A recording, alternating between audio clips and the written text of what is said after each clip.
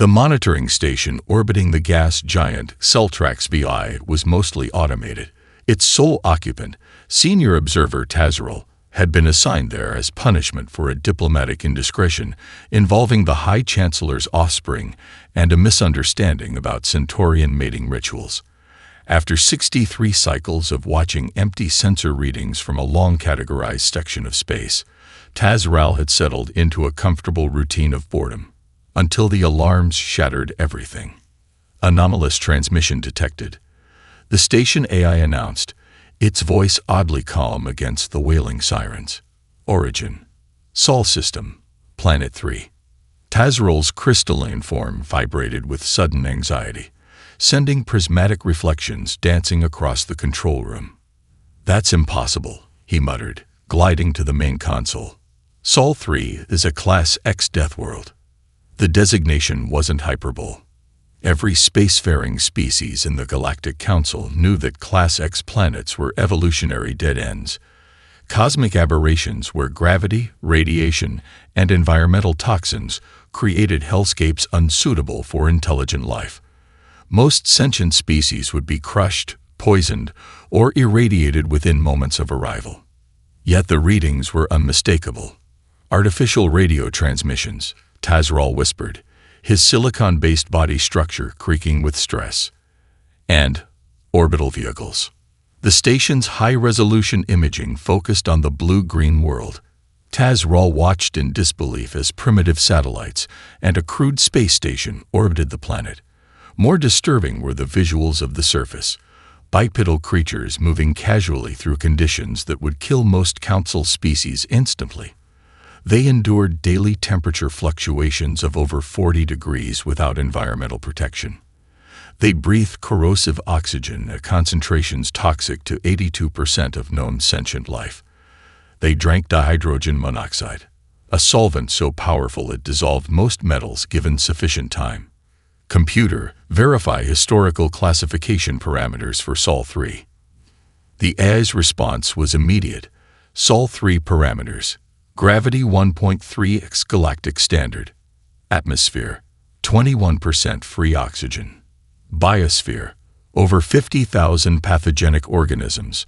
Indigenous hazards include tectonic instability, extreme weather phenomena, high background radiation, and abundant predatory species. Classification: Class X Deathworld, unsuitable for colonization or contact. Tazral's crystalline appendage hovered over the emergency transmission button. Protocol dictated immediate notification of Council headquarters when any Class X world showed signs of developing technology. But the implications were staggering. No species had ever evolved to sapience on such a planet, let alone developed spaceflight. Computer, when was the last monitoring sweep of Sol 3? Standard sweep conducted 73 cycles ago. Result: pre-industrial civilization detected, development timeline estimated at 300 to 500 cycles before potential space capability. Tazral's structure pulsed with the equivalent of a gasp. Somehow, these creatures had accelerated their development at an impossible rate. More concerning, they showed no signs of environmental adaptation struggles that usually limited technological species. They weren't building technology to escape their hellish conditions. They were thriving in them. He activated the quantum entanglement communicator, the most secure channel available. Emergency Protocol Alpha. He transmitted. Containment situation. Sol 3 inhabitants have achieved space capability. Requesting immediate Council session and containment fleet deployment. On the screen, a primitive chemical rocket launched from the planet's surface, carrying more of the Deathworld inhabitants into orbit. They moved with casual strength and terrifying durability, operating equipment with dexterity that suggested their nervous systems functioned perfectly despite the crushing gravity. Classification upgrade required. Tazral added, a tremor in his transmission. Sol 3 inhabitants represent potential Category 1 evolutionary divergence. Recommended designation: Deathworlders. As the message transmitted across thousands of light years, Tazral watched another impossible thing. The creatures in their orbital station conducting some kind of celebration. They were laughing, their bodies somehow containing the explosive force of their exhalations without rupturing. What kind of monsters, he wondered, could evolve to laugh on a world designed to kill? Ambassador Neelan's skin rippled with anxiety beneath his environmental suit. The Micteri diplomat had represented the Council in first contacts with 17 previously unknown species, but never one from a Class X world. His amphibious body, evolved in the gentle lagoons of Mictera, required constant hydration and mild gravitational conditions. Earth was, by comparison, a nightmare. Final approach to human orbital platform, announced the pilot of the diplomatic vessel Harmonious Exchange. Neelan checked his triple reinforced suit again. The engineering team had spent weeks modifying standard diplomatic armor to withstand Earth conditions. Even so, the suits could only protect them for 6 hours before molecular degradation would begin. Remember, he addressed the first contact team. Minimal physical interaction. No sampling of their environment. Maintain communication through translators only. He hesitated. And if anything goes wrong, retreat immediately. These creatures evolved in conditions that would kill any of us in seconds. The diplomatic vessel docked with the International Space Station, with a gentle shudder. Through the viewport, Neelan observed the Deathworlders waiting in their airlock. They wore no environmental protection, just thin fabric coverings over their endoskeletons. Most disturbing was their apparent comfort, floating in microgravity as though born to it, despite evolving on a crushing high-gravity planet. Atmospheric analysis complete, reported Science Officer Vril. The station maintains Earth-like conditions. Oxygen levels at 21%, toxic to our respiratory systems. Temperature at 295 Kelvin, damaging to Micteri cellular structure. Understood, Neelan said. Maintain suit integrity at all costs. The airlock cycled. For one horrifying moment, the humans stood exposed to near vacuum during the transition, a condition that would have exploded the internal organs of any Council species. The Deathworlders barely seemed to notice. Commander Sarah Chen floated forward, her lips forming what the synopsychologists had identified as a smile, a bearing of bone-white grinding plates that evolutionary biologists believed was meant to signify non-aggression, despite appearing precisely like a predatory threat display. On behalf of humanity, welcome to the International Space Station, her words came through the translator. We are honored to be Earth's representatives in this historic moment. Chen extended her upper appendage toward Neelan, a gesture the briefing materials identified as a handshake, involving direct physical contact between individuals. Neelan froze. Council intelligence indicated the average human body temperature was 310 Kelvin, hot enough to cause severe cellular damage to Micteri tissue even through his protective gear.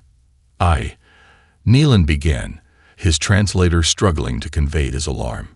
We cannot engage in physical contact. Your body temperature would cause severe damage to my species. Confusion crossed Chen's features, followed by rapid comprehension. She withdrew her hand immediately. I apologize for the misunderstanding, she said. We'll adapt our protocols accordingly. The ease with which she accepted and adjusted to this information disturbed Neelan more than the initial cultural misstep.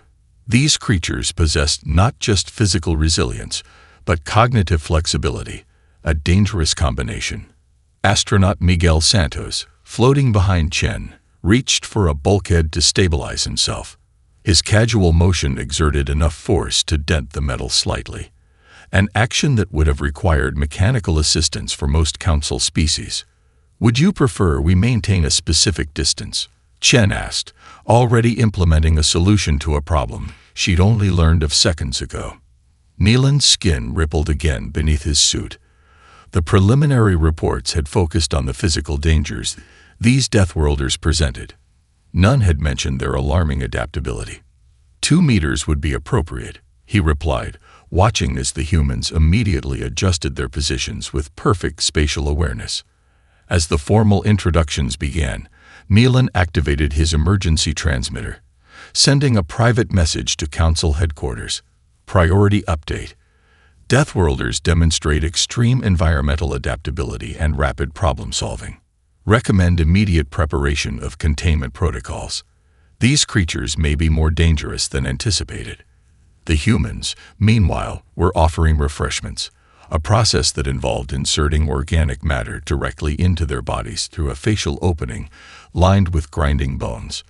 Neelan suppressed a shudder as he watched the casual biochemical horror of Deathworlder digestion.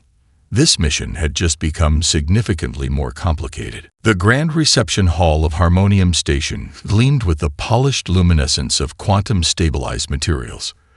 Designed to accommodate delegates from over 3,000 member worlds, the hall featured variable gravity plates, atmospheric containment fields, and temperature gradients suitable for silicon-based crystallines and methane-breathing gas sacs alike.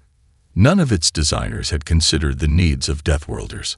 Oxygen levels at 12%, Dr. James Wu whispered to diplomat Aisha Okoro as they followed Captain Kagawa through the corridor toward the reception. It's like trying to breathe on Everest. Okoro nodded, adjusting her personal atmospheric enhancer.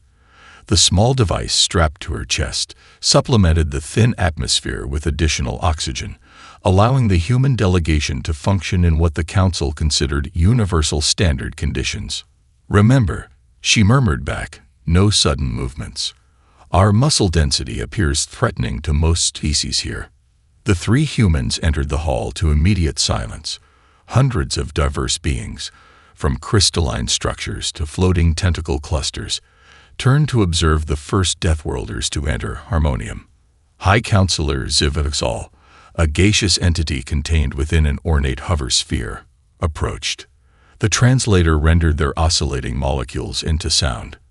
"We welcome Earth's representatives to Harmonium. Your journey across the void represents a significant moment in galactic history." Captain Kagawa, chosen for his diplomatic experience, inclined his head in the carefully practiced gesture that Sinoculture specialists had assured wouldn't be misinterpreted as aggression by any major council species. "We are honored by your welcome and eager to establish peaceful relations between Earth and the Galactic Council." The formalities concluded, attendants guided the human delegation toward the ceremonial feast, an elaborate display of substances compatible with various biochemistries. Each species has designated nutrition. Their guide, a willowy being with 4 arms and iridescent skin, explained. "Your section is coded blue, formulated based on analysis of your planetary biology." Dr. Wu approached the blue-coated table, his scientific curiosity overwhelming caution. He lifted a cup containing a dark liquid and took a tentative sip. "Interesting," he commented. "It contains methylxanthine alkaloids, similar to our coffee, but quite weak." The nearby delegates erupted in panic. Warning signals flashed as security personnel converged on the human section. "He's consuming neurotoxins," their guide cried, backing away in horror. "Medical emergency protocols." Okoro stepped forward, hands raised in the universal gesture of non-aggression. "There's been a misunderstanding. This substance is not toxic to humans. On our world, it's a common beverage." The security team hesitated, confusion evident even across vastly different physiologies. "Impossible," stated a medical officer, their metallic exoskeleton vibrating with concern. "That contains caffeine, a scheduled substance classified as a dangerous neurotoxin across council space."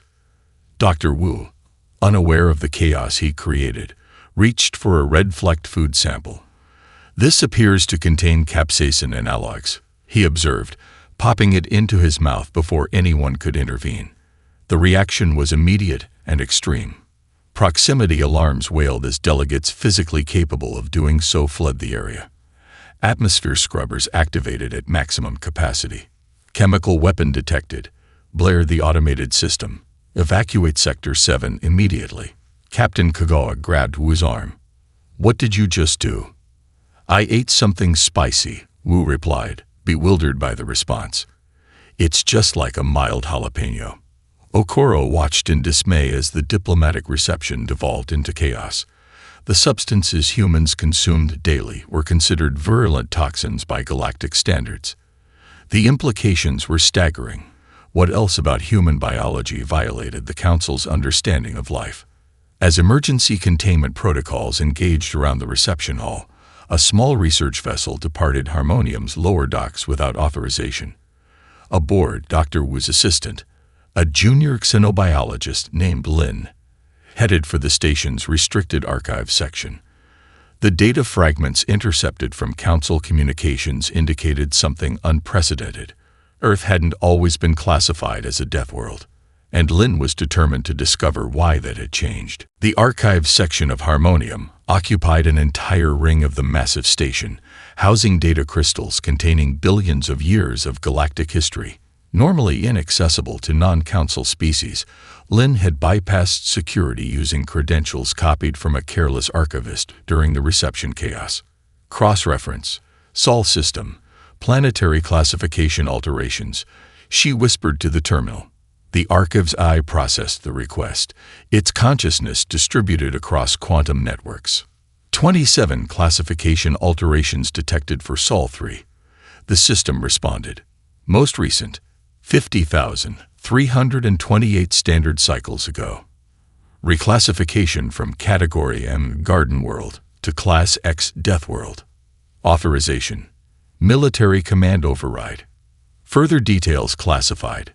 Precursor Protocol.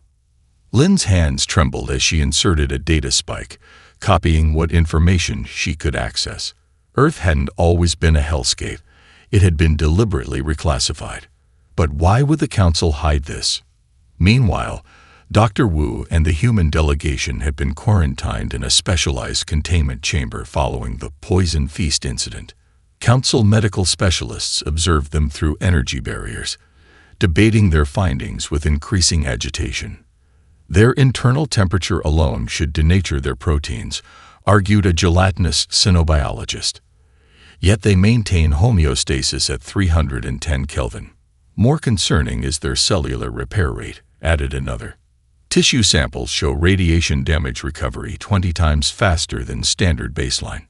Captain Kagawa approached the barrier. We're not test subjects. Our diplomatic credentials guarantee rights under Council law.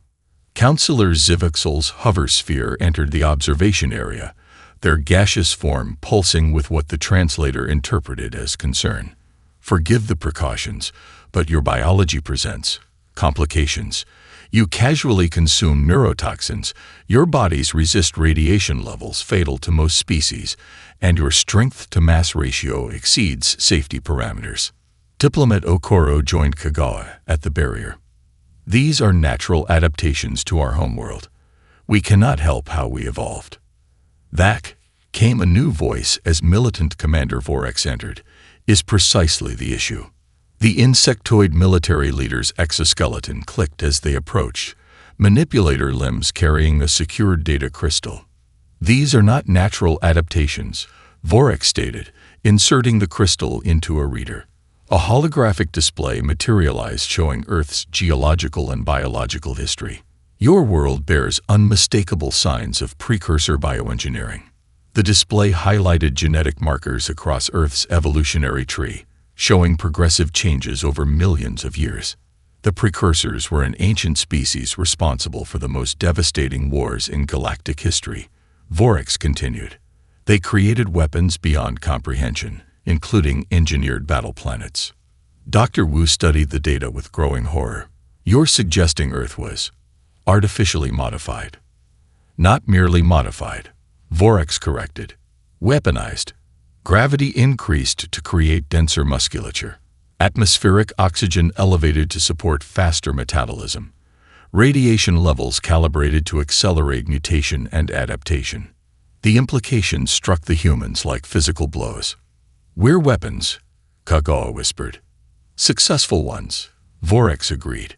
The precursors engineered thousands of planets. Most produced only monstrosities that destroyed themselves. Earth alone created viable, stable deathworlders capable of reaching space. Okoro's diplomatic training faltered in the face of this revelation. But the precursors vanished millennia ago. Why maintain the classification? Why hide this? Zivixel's gaseous form contracted nervously. Because the precursor protocol remains in effect. Any species identified as precursor engineered must be contained, finished 4x, or neutralized. Outside the quarantine chamber, alarms suddenly blared. Communications channels erupted with panicked reports as Lynn, pursued by security forces, burst into the observation area. The archives, she gasped. Earth wasn't their only project. They were creating a failsafe against something coming. Something the precursors feared enough to create us. The holographic display flickered, showing new data Lynn had extracted. A star map with dozens of highlighted worlds. Earth was just one node in a vast network of engineered planets. We weren't designed as weapons, Wu realized, studying the pattern. We were designed as survivors. Containment Protocol Omega is non-negotiable, High Chancellor Voxem declared to the Emergency Council. Their segmented body towered over the other representatives, primary manipulators gesturing emphatically at the holographic display of Earth. The Deathworlders represent an existential threat to galactic stability. Councillor Zivixol's gaseous form pulsed with disagreement. We have insufficient evidence to implement such extreme measures. The humans have shown no hostile intent. Intent is irrelevant, Voxem countered. Their mere existence violates the Precursor Containment Directive. While the Council debated, Voxem had already dispatched the 9th Containment Fleet toward Sol without authorization. 16 warships carrying gravity amplification weapons designed to increase Earth's already crushing pull to levels even humans couldn't survive. Back in Sol system, Admiral Helena Kruz stared at the deep space sensor readings with growing concern. Unscheduled transit detected at heliosphere boundary, reported Lieutenant Commander Devi. Configuration unknown, but energy signatures suggest multiple large vessels. Kruz studied the tactical display. Humanity's nascent space defense consisted of 12 hastily armed vessels, converted freighters and research ships pressed into military service after first contact revealed the existence of potential threats. Alert all ships, Kruz ordered. Battle stations, but hold fire unless fired upon. The Harmonium delegation remained in quarantine, cut off from communication with Earth. Only through Lynn's improvised quantum entanglement device, assembled from medical equipment and spare parts, did they receive fragmentary data about the approaching fleet. It's Voxem, Okoro realized. Decoding the transmissions, they're implementing a quarantine without council approval. Captain Kagoa's expression hardened. Can we warn Earth? Already trying, Lynn answered, fingers flying across the makeshift device. But the signal's degrading. In the void between Neptune and Uranus, the 9th Fleet decelerated from FTL, immediately deploying gravity sensors to map Earth's existing field in preparation for amplification. Primitive vessels detected, reported the fleet's tactical officer. No energy shielding. Minimal weapons capability. Fleet Commander Draz viewed the human ships with contempt. They pose no threat. Proceed with deployment. The first gravity amplifier activated, sending a focused wave toward Earth's core. But something unexpected happened. The wave reflected back, scattered by an interference pattern that shouldn't exist. Anomaly detected, reported the sensor officer. Earth's gravity well appears to be artificially stabilized. Draz frowned. Impossible. Their technology is too primitive. On Earth's moon, deep beneath the Tycho crater, an ancient facility stirred to life for the first time in 50 millennia. Precursor defense systems, dormant but not dead, detected the gravity manipulation attempt and activated their countermeasures. Admiral Kruz watched in astonishment as her sensor display showed the alien fleet's gravity weapons malfunctioning, their energy discharging harmlessly into space. They're vulnerable, her tactical officer reported. Their shields are reconfiguring. Kruz faced a momentous decision, humanity's first potential act of interstellar war. Her orders were to defend Earth, but escalation could doom diplomatic relations forever. Target their propulsion systems only, she ordered. Disable, don't destroy. The human ships moved with unexpected agility, executing maneuvers that should have crushed their crews under G-forces. What the Council fleet didn't understand was that humans had been training under crushing gravity their entire existence. The combat environment was their natural state. Earth's defenders swarmed the larger alien vessels, their apparently primitive kinetic weapons bypassing advanced shields calibrated to stop energy attacks. Within 20 minutes, 11 of the 16 Council ships had lost propulsion capability. On Harmonium, emergency signals flooded command channels as the unthinkable happened. Deathworlders had neutralized a Council battle fleet without a single casualty. The containment has failed, Voxem admitted, their segments shuddering with rage. But this proves my point. They are weapons. Dr. Wu, monitoring the communications through Lin's device, shook his head. We're not weapons, he realized. We're exactly what the precursors intended, survivors who protect ourselves. The question is, what were we meant to survive against? The emergency transmission from the Trellix system cut through the Council's bickering like a quantum blade. Ambassador Neelan, still advocating for diplomatic resolution with Earth, paused mid-sentence as the holographic display materialized. Singularity breach detected near Trellix Prime, reported the automated system. Quantum decay accelerating. Estimated planetary destruction. 76 hours. The Council chamber erupted into chaos. The Trellix system housed 11 billion sentients across 3 heavily populated worlds, all orbiting dangerously close to a quantum singularity artificially stabilized by ancient precursor technology.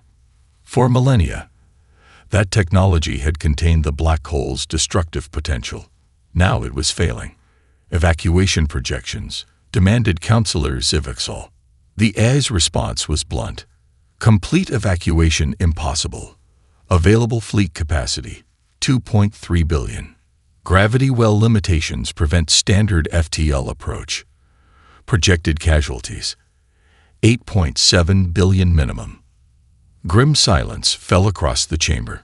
No Council species could survive the intense gravitational conditions near the failing containment system.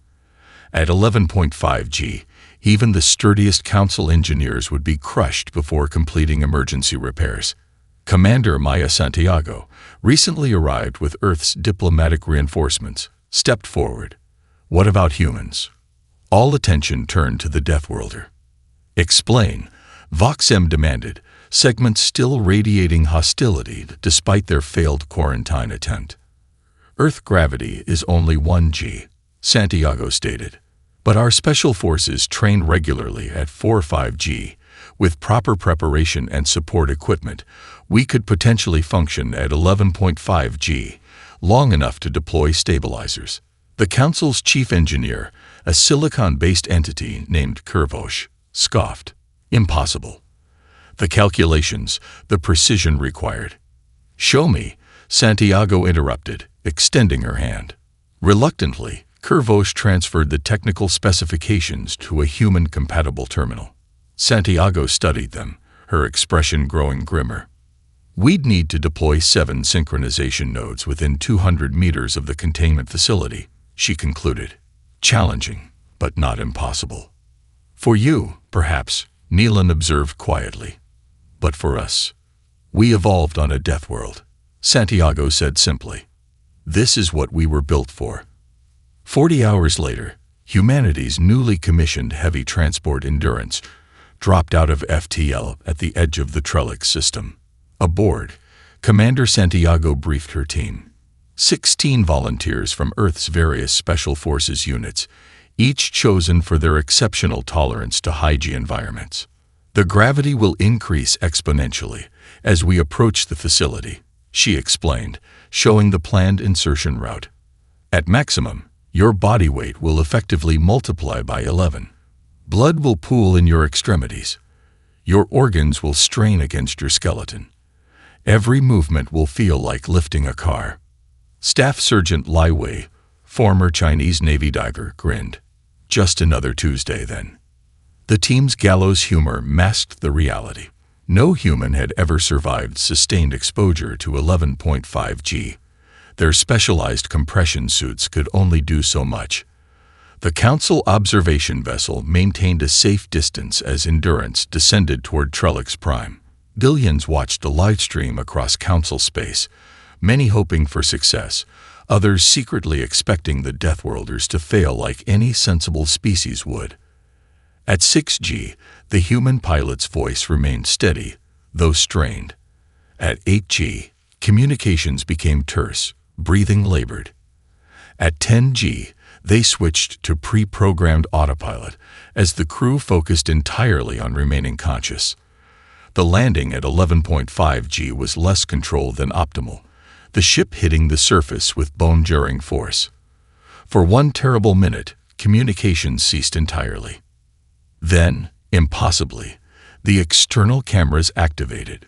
Pressure-suited figures emerged from the craft, moving with agonizing slowness but moving, each step a triumph of biological engineering over physics. First, node, deployed, came Santiago's voice, each word a battle against crushing pressure. In the council chamber, Voxem's hostile segments had stilled completely.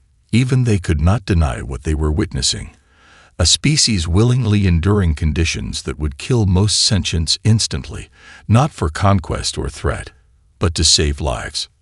Perhaps, Neelan whispered, this is exactly what the precursors intended. 10 years after first contact, the term Deathworlder had undergone a remarkable transformation. Once whispered with dread across council space, it now carried notes of respect, even admiration. The Earth Embassy on Harmonium exemplified this change. Unlike other diplomatic missions confined to single environmental chambers, the human structure incorporated 17 different atmospheric zones, allowing the humans to host any council species while enduring the adaptations themselves. Ambassador Aisha Okoro, now Earth's senior diplomat, adjusted her exosuit as she prepared to enter the methane-rich environment needed for the Kranvik delegation. The resilient microbes of Earth had proven surprisingly beneficial. Human gut bacteria had been modified to process methane, allowing extended missions in previously toxic atmospheres. Incoming emergency transmission, announced the Embassy Eye. Priority Alpha. The holographic display materialized, showing a gaunt-faced Dr. Wu. In the decade since the revelation of Earth's engineered origins, he had led the Precursor Research Initiative, studying the network of modified worlds. We've confirmed it, he said without preamble. The Krell pathogen is artificial, precursor signatures in its RNA structure. Okoro's expression tightened. The mysterious plague had emerged 3 months ago along the galactic rim, already claiming 4 worlds despite the Council's advanced quarantine protocols. Conventional treatment had proven useless as the pathogen adapted to every countermeasure. Deliberate release, she asked. Almost certainly. The distribution pattern suggests targeted deployment. Wu's image flickered. But here's what's critical. Humans are naturally immune. Okoro absorbed this revelation. The Deathworld environment created our immune systems to recognize and neutralize the pathogen. Wu confirmed. The plague is identical to extinct Earth pathogens our bodies evolved to fight millennia ago. The implications crystallized in Okoro's mind. Earth hadn't been engineered as a weapon, but as an immunization program, creating beings who could withstand biological warfare. The facility on Outpost Sigma-19 has fallen, Wu continued. The Council evacuation failed. Their environmental suits couldn't keep out the nanoscopic particles.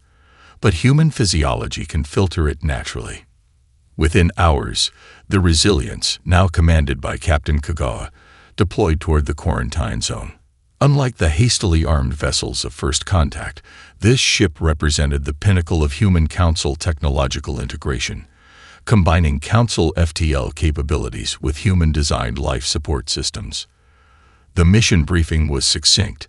A team of human specialists would enter the infected facility, retrieve crucial research data, and extract any survivors. Only humans could move freely through contaminated areas without environmental protection. Upon arrival, the scene exceeded worst expectations. The once bustling research outpost lay silent, environmental systems failing as automated protocols broke down. The human team entered wearing only basic uniforms, their bodies the most effective containment suits available. In the central laboratory, they discovered the facility's lead researcher, a Micteri named Velasoren, somehow still alive but fading rapidly. How? She rasped, her amphibious form deteriorating as the pathogen attacked her cellular structure. How can you breathe this air? Lieutenant Sophia Chen, the team's medic, administered a synthesized antibody derived from human blood. We come from a world that tried to kill us every day, she explained simply. Our bodies learned to fight back. As the treatment took effect, Velasoren's translator conveyed her weakened words. The pathogen. It's only the beginning. The facility's deep scans detected something approaching from intergalactic space. Something massive. The plague is just their first wave. The recovered data confirmed her warning. Astronomical readings showed disturbances in the galactic halo, consistent with large-scale objects decelerating from relativistic speeds. This is what the precursors feared, Kagawa realized, studying the telemetry. What they engineered us to survive. As the Resilience transmitted its findings to Harmonium, the Council faced an uncomfortable truth. The Deathworlders weren't the threat they had feared. They were the immune system the galaxy desperately needed. Admiral Helena Cruz stood on the observation deck of the Dauntless, humanity's first true battleship. The massive vessel represented 20 years of cooperation between Earth and Council engineers, marrying human resilience with alien technology. Final ships in position, reported her executive officer. The defense network is complete. Below, the newly christened Crucible Station orbited a red dwarf star at the galaxy's edge. Once a backwater monitoring post, it now served as headquarters for the Intergalactic Defense Initiative. The Council fleet has arrived, announced communications. Chancellor Nealon is requesting permission to board. Cruz smiled slightly at the title. In the years since first contact, the former ambassador had risen to the highest office in Council space, largely by championing cooperation with humanity. The hangar bay's atmosphere adjusted automatically as Nealon's shuttle docked. No longer requiring an environmental suit, the Micteri diplomat had undergone the voluntary adaptation program pioneered by Dr. Wu before his death. Modified human symbiotic bacteria now allowed Nealon to tolerate oxygen levels that would have been fatal to his ancestors. The network is impressive, Nealon observed, joining Cruz at the tactical display. 57 defense platforms created a web of overlapping coverage, each positioned at a different approach vector to the galaxy. We've identified signals from all 57 Crucible worlds, Cruz explained, highlighting the green indicators representing planets like Earth, each engineered by the precursors to create species adapted to specific environmental extremes. The revelation of Earth's true purpose had transformed galactic civilization. Deathworld had been officially reclassified as Crucible World, recognizing that extreme environments forged extraordinary adaptations. The term now carried prestige rather than fear. The latest arrivals from HK 472 have completed orientation, Cruz continued, referring to a high-radiation crucible world whose inhabitants had evolved remarkable cellular repair mechanisms. Their medical teams have been distributed to key defensive positions. The tactical display shifted to show the approaching threat, massive objects decelerating from relativistic speeds. First detected 15 years ago following the Krell pathogen outbreak, the entities defied conventional classification. Initial probes had confirmed the precursor's ancient warning, an intergalactic predator species that consumed entire solar systems, impervious to conventional weapons and capable of engineered biological attacks. The Devourers will reach the outer defense line in 36 hours, Nealon noted. Are the Meridian Crucible representatives prepared? Cruz nodded toward a group of willowy beings across the command center, evolved on a low-gravity world with intense magnetic fields. The Meridians could manipulate electromagnetic forces with their bodies alone. All Crucible species are in position, she confirmed. The plan represented the culmination of the precursor's ancient strategy. Each Crucible world had created beings adapted to different environmental extremes, not in isolation, but as complementary parts of a defense system. Humans provided physical resilience and adaptive problem-solving. Meridians contributed electromagnetic manipulation. The radiation-resistant HK-400 and 72 natives offered biological countermeasures. "We've identified the primary communication node," announced Science Officer Lin, now a Grand Admiral in her own right. The display highlighted a central structure within the approaching swarm. "If the Voidwalkers from Crucible GN-19 can penetrate their defenses, we can deploy the quantum disruptors." As final preparations continued around them, Neelan turned to Cruz. The precursors never intended any single species to face this threat alone. Cruz nodded, watching representatives from 57 different Crucible worlds working in perfect coordination, each contributing unique adaptations impossible on standard worlds. "They didn't engineer weapons," she agreed. "They created a community of survivors, each forged in different fires, but stronger together than apart." The alert klaxon sounded as the first wave of devourers accelerated toward the defense network. Across 57 Crucible worlds, beings who had conquered environments designed to kill them now stood together against a common threat. The Deathworlders had not only escaped their crucibles, they had fulfilled their purpose.